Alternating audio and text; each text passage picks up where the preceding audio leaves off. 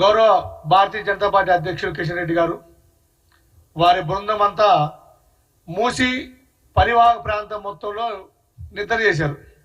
ఈ diversion politics Telangana ప్రజలు స్పష్టంగా గమనిస్తున్నారు. మీరు చూశారు, లగచెర్ల ఘటన జరిగి 1 వీక్ అవుతుంది. లగచెర్ల ఘటనలో కేటీఆర్ దోషి. కేటీఆర్ గారి ప్రమేయంతో కేసీఆర్ గారి వ్యూహరచన కేటీఆర్ గారు అమలు చేస్తే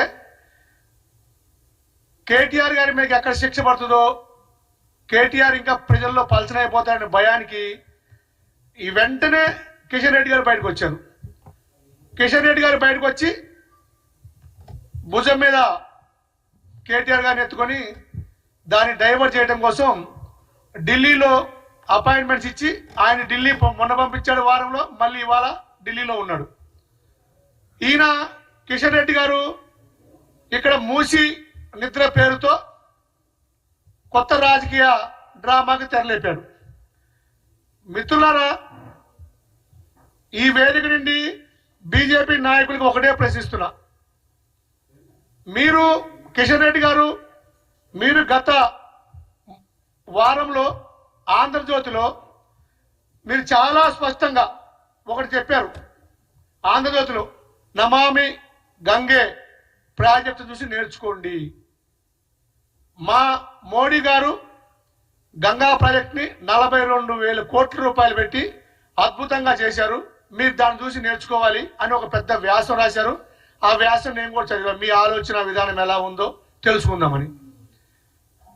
మేము అది ఒక్కడే కాదు, మా ముఖ్యమంత్రి గారు ఈ 11 నెలల కాలంలో అనేక విదేశీ పర్యటనలు, సౌత్ కొరియా కావచ్చు, అమెరికా కావచ్చు, లండన్ కావచ్చు, ఏ దేశానికి వెళ్ళినా అక్కడ నదీ పరివాహక ప్రాంతంలో ఉన్న పట్టణాలని గమనిస్తూ ఆ పట్టణ ప్రాంతంలో ఆ నదిని సుందరంగా పునరీకరణ చేస్తే, నదిని పునరుజ్జీవం చేస్తే ప్రజలకు ఏ విధంగా ఉపయోగపడుతుందని ఆయన స్టడీ చేసి ప్రత్యేకంగా గతంలో గత 10 సంవత్సరాలు పరిపాలించిన కేసీఆర్ గారు చేస్తా అని చెప్పి చేయని పనులు ఈ 11 నెలల్లో చేయడానికి ప్రయత్నం చేస్తున్నాం.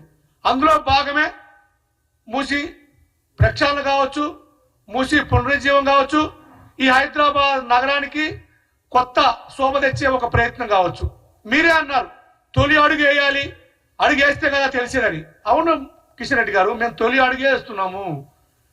మా ముఖ్యమంత్రి గారి ప్రయత్నం తొలి అడుగే. మీరు గమనించాల్సింది, మీరు అసత్య ప్రయత్నాలు, అబద్ధం మాటలు ఏంటంటే 1,50,000 కోట్ల రూపాయలతో మూసి ఎలా ప్రక్షాళన చేస్తారు, నిధులు ఎక్కడివని. సబ్జెక్టు కరెక్షన్, 1,50,000 కోట్ల రూపాయలు ముఖ్యమంత్రి గారు ఎక్కడా అనలా.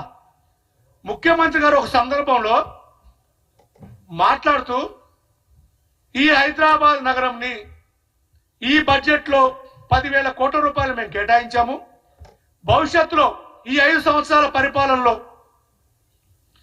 ఈ ప్రజా ప్రభుత్వం మెట్రో రైలు కావచ్చు, 4 సిటీ కావచ్చు, రోడ్లు బ్రిడ్జిలు కావచ్చు, అనేక అభివృద్ధి కార్యక్రమాల్లో భాగంగా 1,50,000 కోట్ల రూపాయలు ఖర్చు పెట్టి మూసిని కూడా ప్రక్షాళన చేస్తామని కంటిన్యూగా చెప్పారు.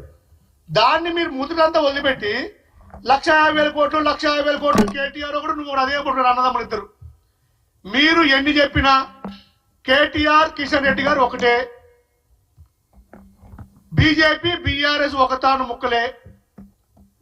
మీకు అనుకూలంగా ఉండాలనే టీఆర్ఎస్ బీఆర్ఎస్ గా మార్చుకుంది.